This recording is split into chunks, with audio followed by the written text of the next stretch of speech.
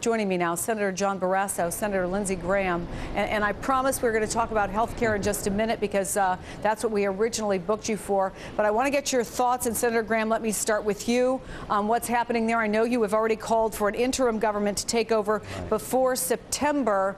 As you see this violence unfold, how do you see that happening? Well, really, the Army is the key player here. I hope the Army will not miscalculate. The Army has a good reputation in the eyes of the Egyptian people, but if they allow Mubarak-inspired thugs who have brought violence to the demonstrations to go unchecked, then they're going to hurt their reputation. So my advice to the Egyptian Army, for whatever it's worth, stop the violence and be a constructive force for an interim government that has the support of the people, that leads to free and fair elections in September. If they continue to sit on the sidelines, I think they're going to ruin their reputation, or at least hurt their reputation at a time when it's been stabilizing for the Egyptian people. Senator Barrasso, you're a member of the Senate Foreign Relations Committee. What do you think the likelihood is that the military steps in and does what would be advantageous, not just to all those people on the streets of Egypt, but to the larger Arab world and to the United States? You know, obviously this is a huge concern. It is it's a fluid situation. I don't think from minute to minute we know exactly what's going to happen there. I think, you know, the President and our Secretary of State have their positions, and I think they should speak for us all. All right, let me ask you, Senator Graham. We just heard from Benjamin Netanyahu, Israel's prime minister. He says the Iranian leadership wants to take advantage of the chaos in Egypt right now to create another Gaza, obviously meaning that it would be run by Islamic fundamentalists. How concerned are you about that possibility?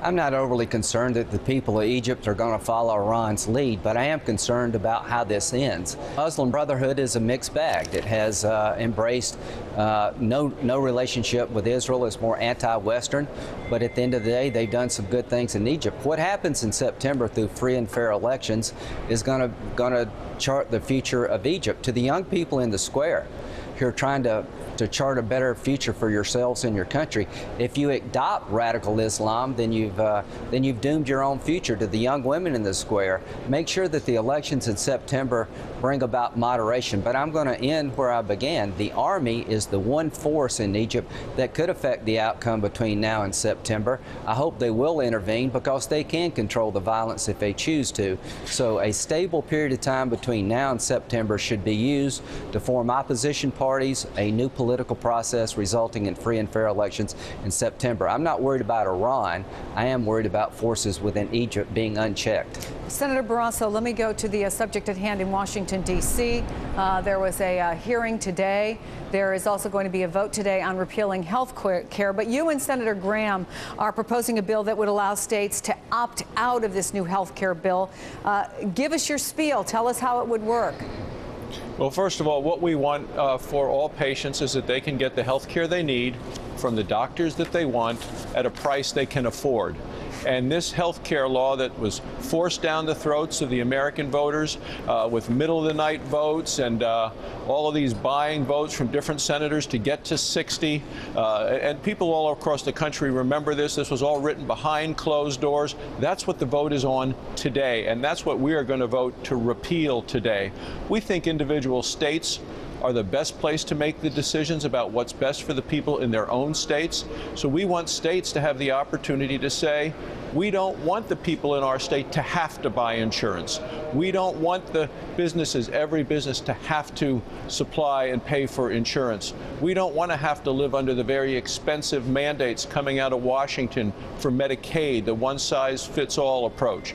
We don't think we need to listen to the people in Washington because we in our states know better than Washington knows. And that's what we're fighting for today and with our bill, which is basically called the States Health Care Choice Act. But let me make the other side's argument, if I can, Senator Graham, which is simply this. Everyone agrees, it seems, that some sort of health care reform is needed. We know that there are too many uninsured Americans. Why throw out the baby with the bathwater? If there are provisions that aren't good, if there are parts of the health care bill that aren't working, and it is a large and complex bill, why not work within that structure, change the things that aren't working? Well, the reason I want to start over is because the process that led to this structure is the worst of American politics. This bill was passed in the Senate on Christmas Eve. We were promised a free and fair debate on health care in front of C-SPAN cameras.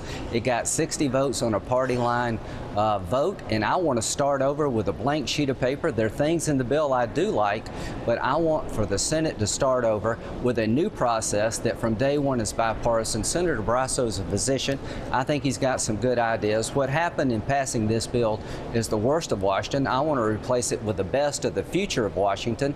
At the end of the day, the states, I think if they could speak, would say no thank you. 26 states have sued over the individual mandate. My state, South Carolina, is going to get killed with Medicaid expansion. 29% of the state will be eligible if this bill becomes fully law in 2014.